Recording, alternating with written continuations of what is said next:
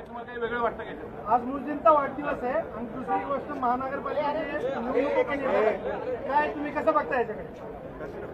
अशा प्रकारची घटना ही निषेधार्हच आहे.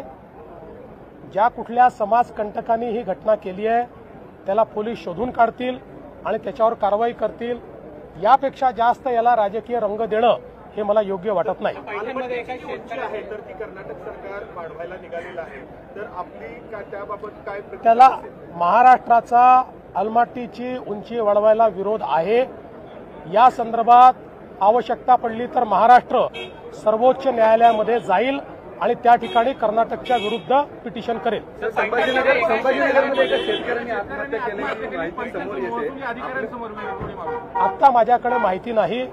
माहिती आल्यानंतर मी त्या संदर्भात बोल. आता तलाठ्याकडे जायची आवश्यकताच पडणार नाही.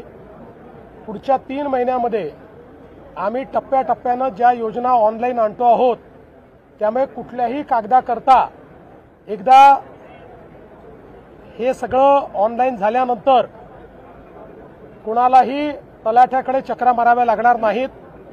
आम्ही व्हॉट्सअपवर देखील हे उपलब्ध करून देणार आहोत. त्यामुळे सामान्य माणूस देखील व्हॉट्सअपच्या माध्यमातून अशा प्रकारच्या गोष्टी उपलब्ध करून घेईल.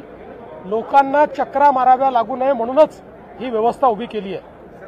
कुणबी दाखले जे आहेत हैदराबाद गॅझेटियरच्या माध्यमातून ते देण्यास सुरुवात झाली आहे की नाही, कारण त्याबद्दल स्पष्टता नाही. ज्यांच्या दाखल्यावर भुजबळांनी आक्षेप घेतले.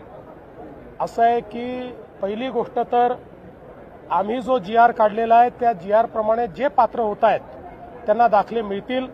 आता त्यातल्या किती लोकांना मिळाले याची आत्ता माझ्याकडे आकडेवारी नाही, पण कुठूनही मिळत नाही अशी तक्रार आलेली नाही. त्यामुळे त्याची जे काही योग्य कागदपत्रांची पूर्तता आहे ती पूर्तता त्यानंतर ज्या 2 समित्या तयार केलेल्या आहेत त्यांचा अहवाल याच्या आधारावरती मिळेल.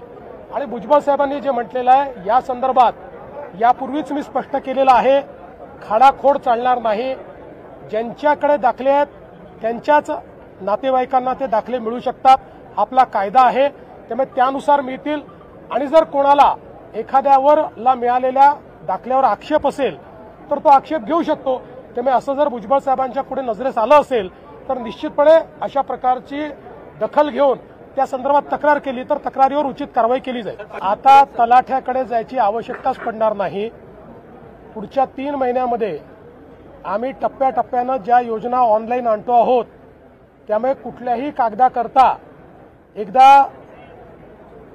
हे सगळं ऑनलाईन झाल्यानंतर कुणालाही तलाठ्याकडे चक्रा माराव्या लागणार नाहीत.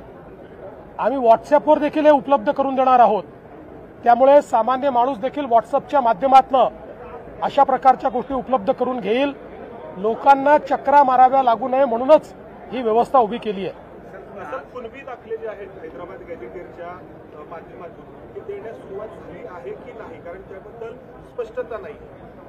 ज्यांच्या दाखल्यावर भुजबळांनी आक्षेप घेतले. असं आहे की पहिली गोष्ट तर आम्ही जो GR काढलेला आहे त्या GR प्रमाणे जे पात्र होत आहेत त्यांना दाखले मिळतील. आता त्यातल्या किती लोकांना मिळाले याची आत्ता माझ्याकडे आकडेवारी नाही, पण कुठूनही मिळत नाही अशी तक्रार आलेली नाही.